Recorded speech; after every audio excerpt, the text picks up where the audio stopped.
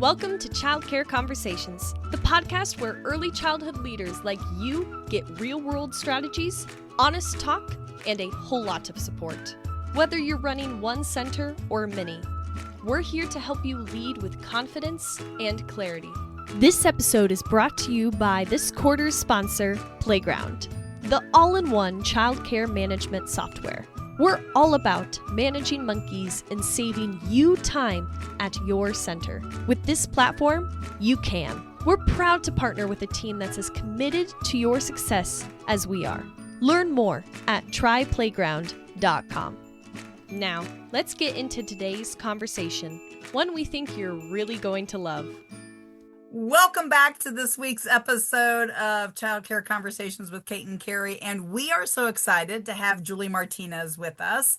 And although Julie comes from Texas, we did happen to get to know Julie much better actually in Orlando, Florida at the Association for Early Learning Leaders Conference this year.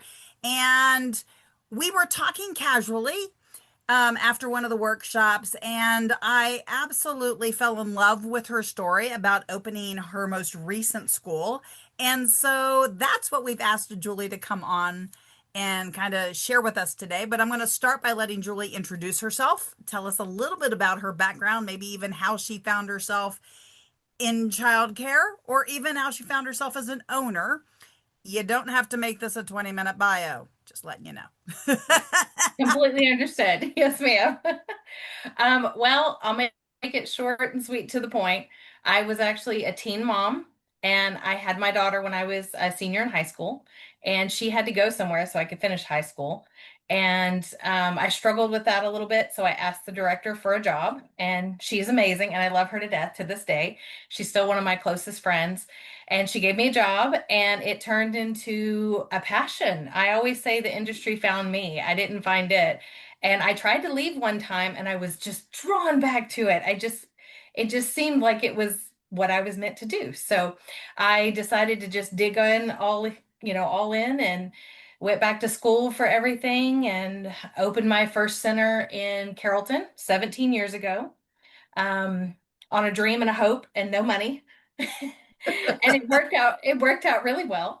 And now my new venture is in Plano, and that one has been open for about 2.5 months. Awesome. All right. So Carrie, you know a little bit about what the topic is, but I'm going to let you ask questions because I know that there's a question about this topic that's just, it's back there, or maybe right here. I don't know. We'll have to see. But Carrie had 4 centers, and I know that this particular topic is one that is near and dear to both of us. So Carrie, I'm going to let you. Yeah, so I got my school number 4 because the landlord asked me to come and take over. And in that situation, we could not end up making it work long term, because the reason that the child care center that had been there was failing is because the large employer had left. And so for me, there's a lot of, what could I have done differently to keep that school up and running?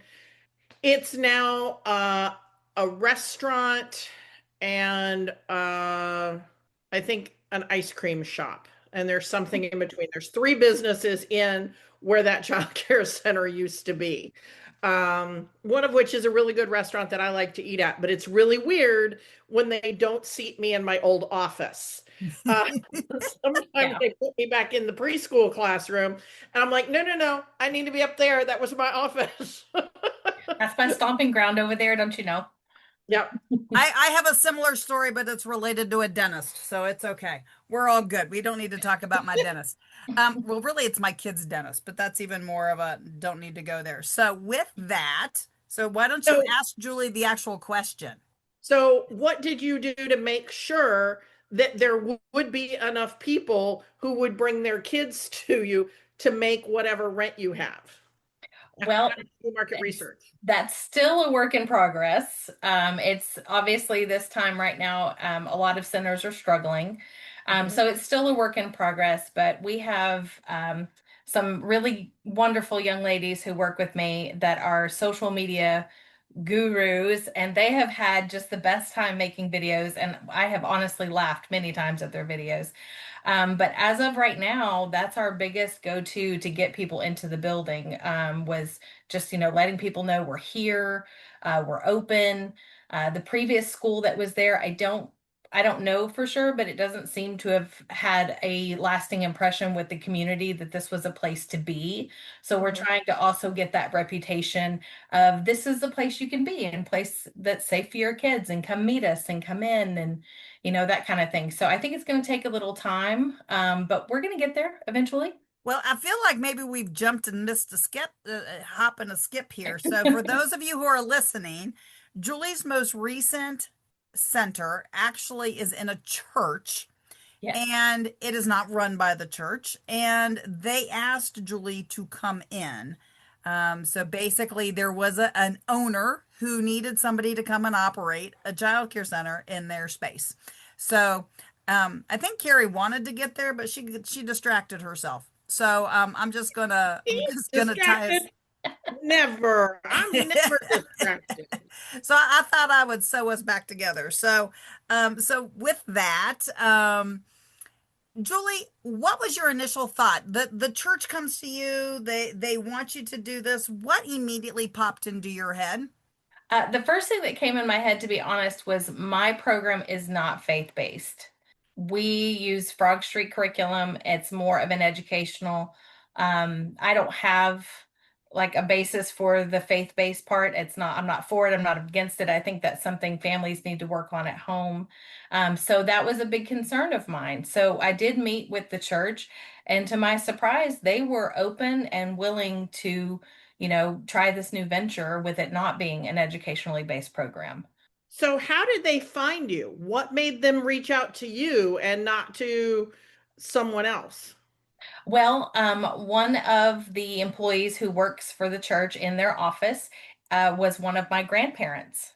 Her granddaughter came to my school in Carrollton for many years. Wait. And So you had a raving fan from another location that was actually the grandparent who made the referral for your next location. that is correct. All right. I like to kind of I feel like people should have heard that, but I just want to make sure that we spell that out, because sometimes people don't always understand the importance of building those lasting relationships, those raving fans. And I just think it's awesome. So you also said used to be. So this child has now outgrown your program in Carrollton. Yes, she is Wow. 16 and driving now. Oh, But so not even just a little. So we're not yeah, just talking like some 8-year-old. We're talking, okay. All right. Well, we have a grown Okay. up And kid. I yes, also think, that whole it's the grandma. So whether that was a grandma who was the caretaking parent or guardian one or two, or whether that was the grandma who was emergency contact number one, it was a grandma. And we, even if people do think about, we want to have a good relationship with the parents, a lot of times we're narrowed to the parent or guardian one, the one mhm. who shows up day after day, and not the other people on the sign out list. Yes, and I think sometimes, just as you said, sometimes you overlook the other people that come in the door. And so I really do pride myself on trying to make sure I know every person who comes in the door, whether they're grandma, grandpa, anything. I try to keep up with everybody's names, and I think that builds relationships that might open doors later that you just don't know are there. Well, and you're a perfect example of that. Carrie, you need to make a note. We need to do a grandma episode. We've Yes, got all those, kinds of grandma stories, but I'm not sure we yes. have this grandma story. So we need to add that Well, to our list we of love grandma our stories. grandparents. Yes, we love our grandparents at our school. We have grandparent gardening with Grandparents Day at the end of spring break, and they come in and they garden things. And then when we get sunflowers that grow, the school age kids measure them and send parent pictures to their grandparents that maybe don't live here. So they get to stay and be involved with it. Oh, I just love all those stories. Okay, Carrie, you writing all this down? Because otherwise we're I'm gonna have to just rely writing on AI to include Julie remember. I wrote grandparent episode include Julie Martinez. I'll Okay. show up. Awesome. Well, I love that. I love that. So, Julie, was the community where your new school is located, was there some need for childcare? And that is also part of the reason that the church reached out to you, or was this the church trying to figure out how to keep their books afloat? I mean, I'm just, or maybe I you think don't it, know the answer to that, but no, I think it's a little bit of both. I really, really do. There's not a whole lot of centers that are by us, and definitely not ones that are involved with the Texas Rising Star program. And so I did really want to bring a quality program to that area. So that's my goal right now. But I also do think it was a financial stability for the church as well. awesome. So by talking about being part of the TRS, because we do have listeners all over the country, TRS is Texas's Hey, you're Quality forgetting the Improvement. people in other countries. We've got them in other. That's okay. So it's the Texas Quality Improvement Program money. And so because you mentioned that, I am presuming that that means that you have, or the goal is to have a certain percentage of your um, families that are part of that grant funded tuition. Is that correct? That would be correct, yes. So, Um, I want to benefit the entire community and not just the ones that can necessarily afford it right now. So we will be accepting that as well for all right. the grant program Is money. that part of, is that because that was part of how you got quality care for your kid when you were a teen mom? I did actually. For the first year, I believe, as I was finishing high school, my oldest was covered under the child care grant program so I could finish high school. So, I figured that might have had something to do with it. Did. It really did. I don't think I think teen pregnancy right now is pretty low compared to what it was in the 90s at my era. So I think that's good for now for young people. Unless you live in, well, I'm not going to mention that city. We do have a Texas city that is like number one in the country for that. So Oh, we won't go there. Anyway, so, but that's a whole school age care yes, soapbox about, what do we think these kids are going to be doing with their time between the ages of 12 and 14? yes. So that city's figured it out, kind of the hard way. So with that, uh, I'm like, "Oh, I'm gonna take us back." It's Kate's So turn to take a squirrel break. I did. So if you were going to talk to a director who is struggling with finding a really good location that makes sense financially to expand, what might you say to them if they think that maybe they might want to have a conversation with a faith-based organization, even if they know their program isn't a philosophical match, but Mhm. maybe they are a match based on schedule as far as the building's empty Monday through Friday? Right. And I think oftentimes because people are afraid of that conversation, they just don't have those conversations and they go directly to a commercial building. And then, as you have seen in the industry, rent goes up, buildings go up, real estate goes up, and then the cost of childcare goes up. One way to combat that would be to go into a program that has the space and the availability to have you there Monday through Friday. And I really think it begins with like what we're doing now, having a conversation. I mean, I don't think anybody that you approach at any faith-based organization is going to bite your head off because you asked a question. I think it's very easy to just have a conversation like, hey, would you guys be open to that? Could we sit down with maybe your board or your organizational and just talk about what that could look like, not just for me, but also for your end, what financial stability that might give you. All right, so I'm going to tell a story. Okay, I was going to add a thing, but I'm going okay. to tell a story first. All right. So Once upon a time, I'm that's how trying to figure out how old my kids are. All right. The two in the middle, they 29 were. and 27. Okay, well, maybe I won't say how many years ago this was. However, the reason I'm bringing it up is that a lot of times when I have conversations with folks that are moving into a faith-based partnership, they only think of the Sunday school rooms.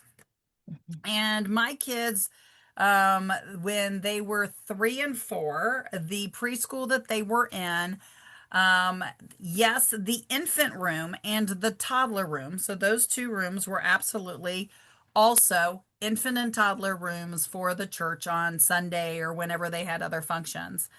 But at the time, and I don't know if every licensing rep will allow this, some will, some won't, or if the church would even be. But one of the things that this preschool did is the way the sanctuary was set up is that the chairs were all moving chairs. They weren't set up Pew. in pews that were bolted to the floor.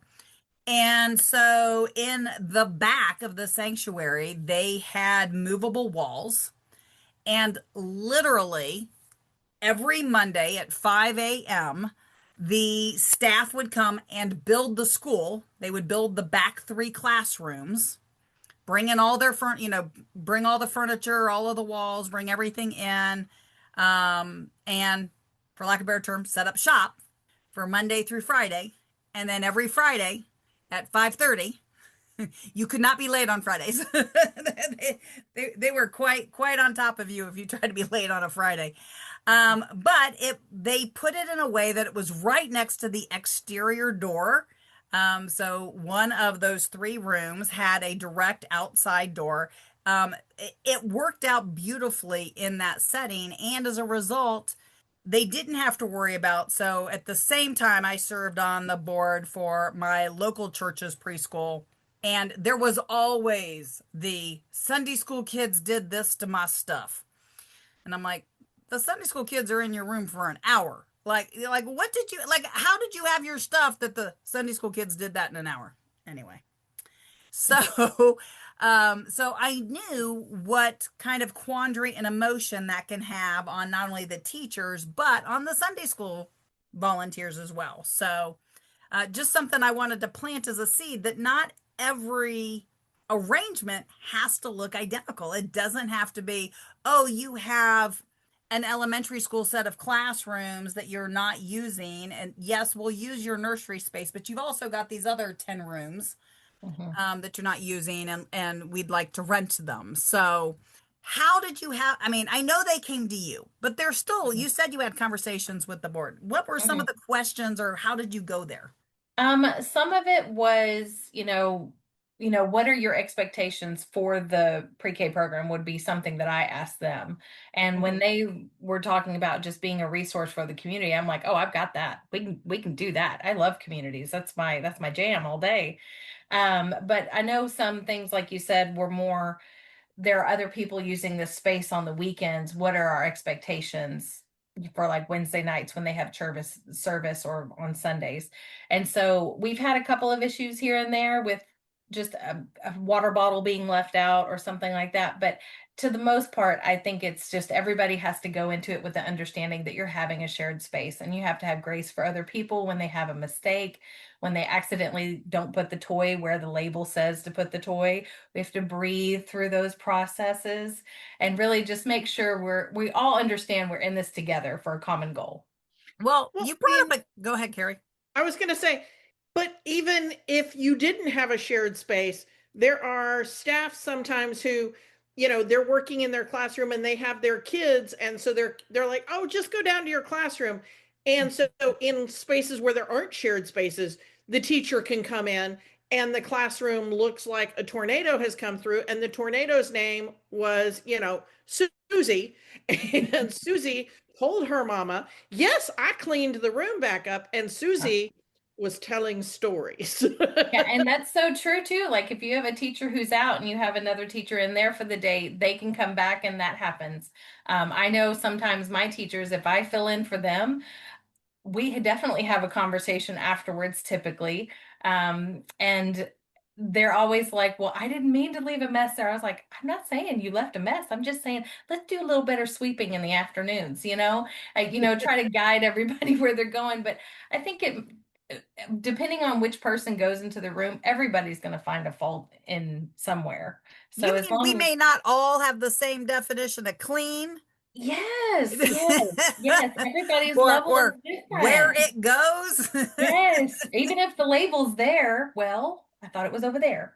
And there's that whole, yes, it is a pain in the neck to have to lock some stuff up so that the Wednesday night or the weekend or whatever, other shared use people don't mess with your stuff. Mhm. But if it means you get paid 50 cents more an hour because the rent is $3,000 less a year, or sorry, less a month, I mean, I think that's part of the framing that the owners and the directors need to do.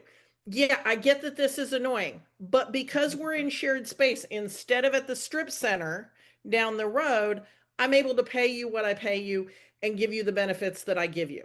Absolutely. I think that's definitely, again, another conversation because people only know what they know. And Yeah. if you don't inform them of what's going on and how this is actually unfolding, they may not know. So when we bring it to their attention, that's another way to point out, how it's benefiting both programs. Absolutely. So, as an owner, do you find yourself realizing that it is beneficial for you to have that financial, I don't want to say transparency, because sometimes I say that and owners get a little like, they don't need to know all my numbers. But when we don't share those numbers, we get staff that do the, well, you're making $6,000 in this room because I can do the math. And because they only know the addition part, they don't know the subtraction part. And so they're not really counting an apple to an apple, they're counting an apple to a hot dog, because it may both be food, but they definitely are nowhere close, right? So, how, as an owner, do you decide what you're going to share? Or have you? Has this been something that you've had to, because people are like, I want a raise, or I want this, or I want that? Well, typically, whenever I have a conversation or someone is asking me for something, one, I want to schedule an appointment because we are so busy and you're wearing so many hats. You might be thinking about that email that you're responding to somebody and you're inadvertently saying no, and you haven't even had the opportunity to look and see, is this something we could actually do for this teacher? Is this something that this is coming up on their annual meeting? And I do want to do something nice for her. What could I do that would be not just for now, but a longevity of my appreciation to her, and I think you have to make time for that. And when you do it on a whim, you haven't taken the time to actually sit down and talk to them and find out their why. And so I do think it's an opportunity again for another conversation, because without the conversations and keeping those going, your relationships are going to, fizzle out. You have to keep those conversations going with people in the industry, with your parents, with your employees. You have to keep those relationships. They have to be one of the most important things to you. As an owner, they are for me, because I want to know, did they have a birthday party for so and so's child this weekend? And how did it go? And is she going to be exhausted on Monday? Of course she is, but knowing that just goes back to, why is this teacher here? And if you know their why and why they're getting into it and what their goals are, you can help meet them where they are. I You know really what? I like feel like that could have been a monkey episode, and we didn't even. I'm like going, I have one of those. I feel like that was like episode, that was like monkey 3, 5, and 2. All wrapped up. It was. I was like, look at you, face to face. I'm gonna schedule it for later. Anyway, go ahead, Carrie. I'm sorry. I I'm was just monkeyed.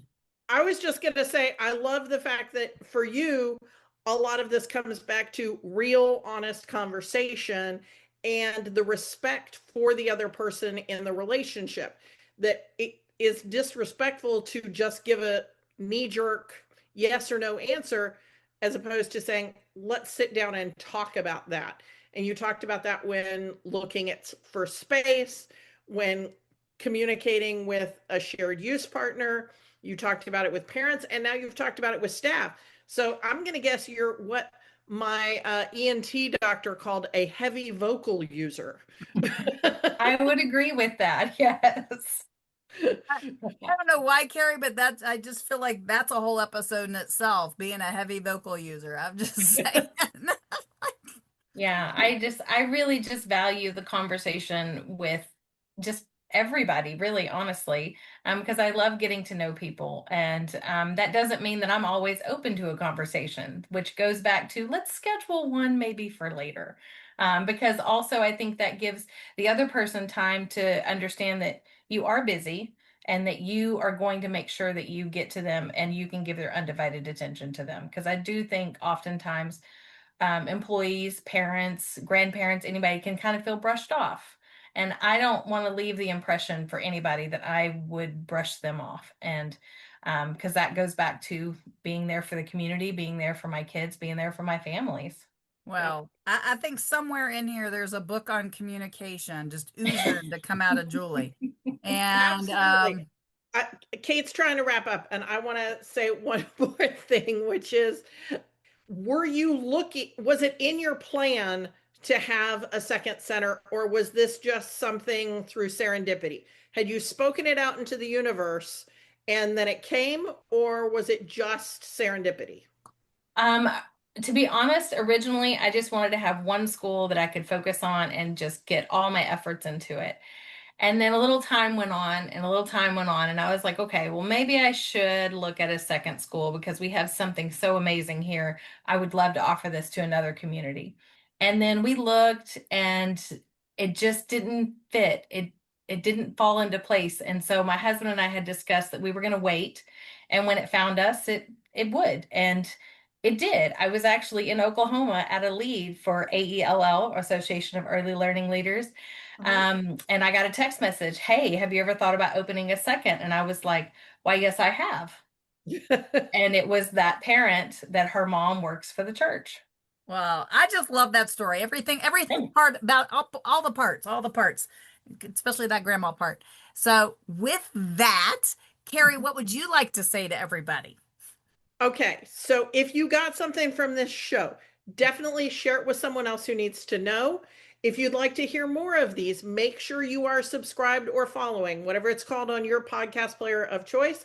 And please go in and write a review and tell Julie how she did, because she would like to know. At the top of the notes of this episode, there's a thing that says text the show. So text us. We'll pass it on to Julie so that she knows. And we will talk to you in a few days. Oh, wait. Don't forget, if you don't already know, we do have 2 episodes a week. We've been doing that since July. So if you're only catching us on Thursdays, don't forget we also come out on Tuesdays. All right. Bye. Bye. Thanks for tuning in. We love bringing you real talk and fresh insight from the world of early childhood education. Be sure to follow us on social media to stay connected and catch all of the latest episodes. And if you're planning a conference, training, or special event, Kate and Carrie would love to speak to your audience. You can learn more about their keynote sessions and workshops at kateandcarrie.com. If you learned something today, share the show and leave us a review below. We'll see you next time on Child Care Conversations.